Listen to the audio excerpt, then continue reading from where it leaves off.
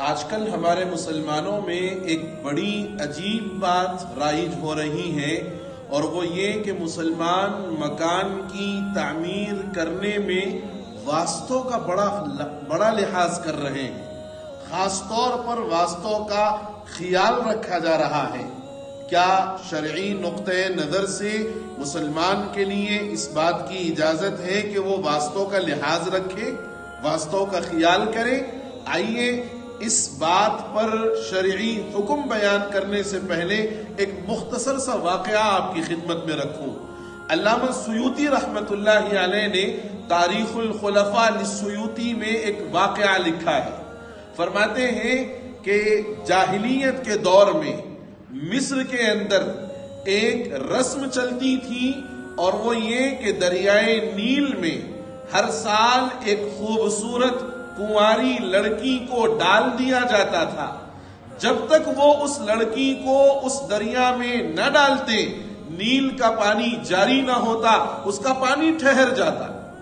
جب اسلام وہاں پہنچا اور لوگوں کو اسلامی احکامات کا علم ہوا، وہاں کے گورنر حضرت عمرو بن العاص رضی اللہ تعالی عنہ، یہ مقرر ہوئے گورنر، لوگ ان کے پاس گئے اور اس سال اس واقعے سے متعلق گزشتہ سالوں کی کارگزاری ان کے سامنے رکھی کہ ہم ہر سال یہ کام کرتے ہیں کہ جب تک کسی کنواری لڑکی کو دلہن بنا کر اس دریا میں نہ ڈال دیا جائے، اس وقت تک نیل کا پانی جاری نہیں ہوتا، نیل کا پانی رک جاتا ہے، ٹھہر جاتا ہے۔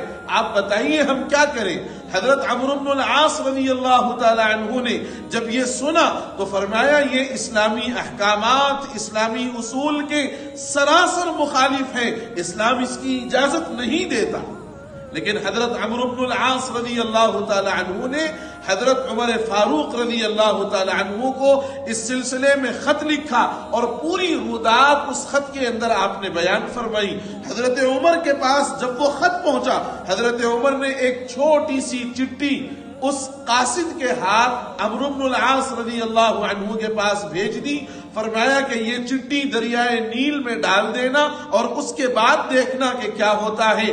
اگر پانی جاری ہو جائے تو مجھے بتا دینا، اور پانی نہ جاری ہو تب بھی مجھے خبر کر دینا۔ جب حضرت عمر بن الخطاب رضی اللہ عنہ کی وہ چٹھی دریائے نیل میں ڈالی گئی، نیل کا پانی بالکل سیل رواں کی طرح رواں دواں ہو گیا، اور پہلے سے زیادہ مقدار میں نیل کے اندر پانی جاری ہو گیا۔ تاریخ کے لکھنے والوں نے لکھا ہے کہ حضرت عمر بن الخطاب رضی اللہ عنہ نے اس چٹھی کے اندر کیا لکھا؟ بس یہ لکھا کہ اللہ کے بندے عمر کی طرف سے دریائے نیل کو یہ پیغام ہے۔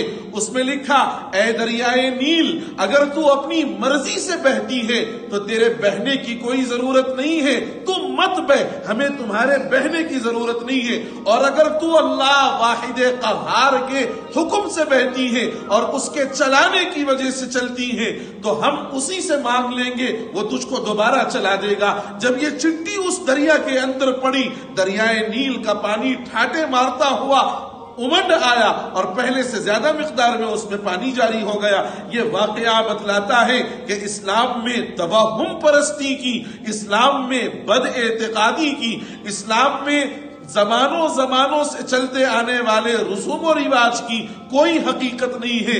ایسے ہی جو گھر کے بنانے کے سلسلے میں ہمارے پاس اس وقت واسطوں کے مطابق بنانے کا ایک رواج چل پڑا ہے، یہ ہندوانہ طریقہ ہے، ہندوانہ رسم ہے، اور مسلمان ایک ہندوانہ رسم کو اپنائے، ہندوانہ طریقے کے مطابق گھر کی تعمیر کرے، اس کی قطعاً اجازت نہیں ہے۔